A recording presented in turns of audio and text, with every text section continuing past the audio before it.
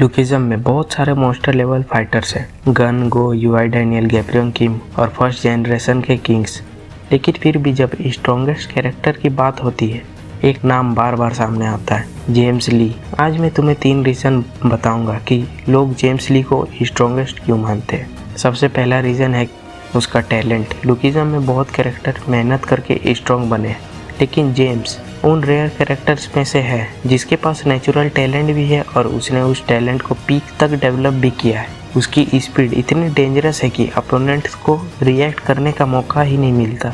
सिर्फ स्ट्रेंथ ही नहीं, उसकी टेक्निक्स, टाइमिंग्स और बैटल आईक्यू भी टॉप टियर है। कई फाइटर्स किसी एक एरिया में बेस्ट होते हैं, लेकिन जेम्स ली लगभग हर एक कैटेगरी में बेस्ट लेवल पर है। इसी वजह से उसको एक कंप्लीट फाइटर माना जाता है। अब बात करते हैं उसके अचीवमेंट्स की। फर्स्ट जनरेशन के किंग्स को याद करो। ये वो फाइटर्स है जिन्होंने अपने अपने रीजन पर राज किया था। हर किंग अपने एरिया का मॉन्स्टर था, लेकिन जेम्स ली ने उन सबको चैलेंज किया और उन्हें डिफीट करके अपनी लेजेंड क्रिएट की। ये कोई नॉर्मल अचीवमेंट नहीं थी। आज भी फर्स्ट जनरेशन का नाम आता है तो जेम्स ली का इम्पैक्ट सबसे पहले याद किया जाता है। उसने सिर्फ स्ट्रॉन्ग अपोनेंट्स को नहीं हराया, उसने पूरी एरा को डोमिनेट किया था। और किसी कैरेक्टर को स्ट्रॉन्गेस्ट बोलने के लिए उसके फीट्स बहुत इंपॉर्टेंट होते हैं। इस कैटेगरी में जेम्स ली का रिकॉर्ड इंसेन है। सबसे बड़ा रीज़न है स्टोरी का ट्रीटमेंट। लुकिज्म में जब भी टॉप टियर फाइटर्स की बात होती है, जेम्स ली को अलग रिस्पेक्ट मिलती है। कैरेक्टर उसका नाम सुनते ही सीरियस हो जाते हैं। ऑथर ने भी उसको एक मिस्टीरियस और लेजेंडरी